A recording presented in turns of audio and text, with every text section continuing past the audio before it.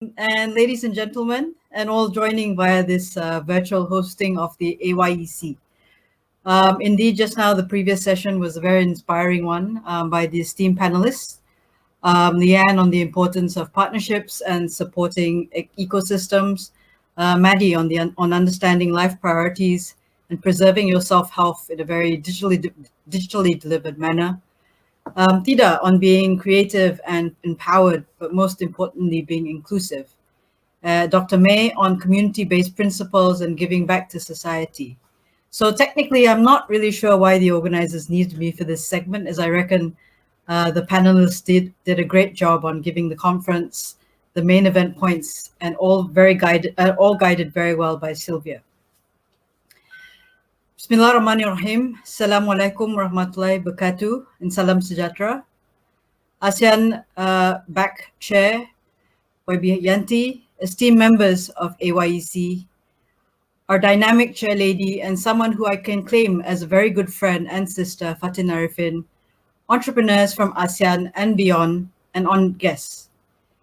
It is indeed my humblest thanks to have been invited to share some of the thoughts, musings, perhaps misconstrued guidance and experiences this afternoon around the discussion of women as co-creators, rising above turbulence and uncertainties. So our dear chair lady and the organizers wanted me to speak a little bit about my story. And I guess in my own way, I have eternal gratitude to being involved as a member of the YEAB for coming on to basically 2 decades now. And I can literally say that the YEAB was probably one of the building blocks that got me interested in contributing to our community, in driving what Bruneians as entrepreneurs aim to strive in their own journey, and a citizen who can contribute to nation building. As a female practicing in a very male-oriented industry, I was never treated with kid gloves regardless of gender. However, I also pulled my own weight and had different strategies towards the same problems. I also learned very early on to always ask for advice, to be willing to learn, but also to bite the bullet and accept the reprimand if stuff doesn't go according to plan.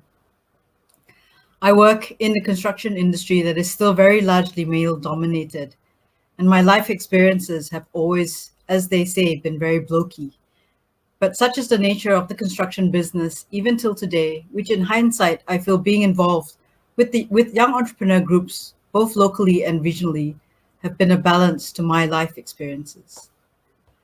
I guess I draw a lot of the good-naturedness of being in this industry, but also the fact that they are also, they can give you not just the one chance, but the second and sometimes in many ways, a third chance to go. So perhaps I wanted to just look at 3 items that may or may not be of interest to the participants. And I wanted to emphasize on 3 principles that have been mentioned throughout the day by others. Number 1, obviously, is to be adaptable. And that was drawn out very, very early on in your carnival today by Dr. Timothy. That being adaptable is part and parcel of what we're encountering today. That in being adaptable, we should pursue the avenues that are provided to enable collective development. However, understanding also that in our collective efforts, the magic happens in the timing of where we come from. And I use this phrase a lot, that sometimes it takes a lot of this collective effort to bring things together, but the timing for everything is always, as they say, magic. To be human. When we walk a mile in someone else's shoes, you not only get that to feel their challenges, but you also experience their joys. If anything that we have learned from enduring this pandemic is that we need to be more inclusive, not just of ourselves, but in the quest for economic development, societal attainment, and progressing as a nation towards our shared vision for Brunei, that we need to retain that human element. And I think that's something that Brunei, as the chair this year for 2021, has emphasized that very, very clearly. And in APEC as well, in 2021, as a member of ABAC, it was emphasized that people are one of the driving forces of what it means to as we recover back from COVID-19. And in a third point that I would like to share is to be vigilant. I spoke a few weeks ago at a women's innovation event, and I'm not ashamed to say that as a community, we did let our guard down, and we were not as vigilant, which led to this second wave that we are still enduring. However, as is always said to many a budding entrepreneur, that we should always be prepared to fail because you learn from failure. But as my advice to esteemed friends, eternal vigilance will ensure any failure already has the solution and recourse at hand. So as I come to the end of what is more sharing as opposed to a keynote, maybe it's a little bit cliche for me to end this with the eternal words of a rather ancient Roman poet Horace, of carpe diem.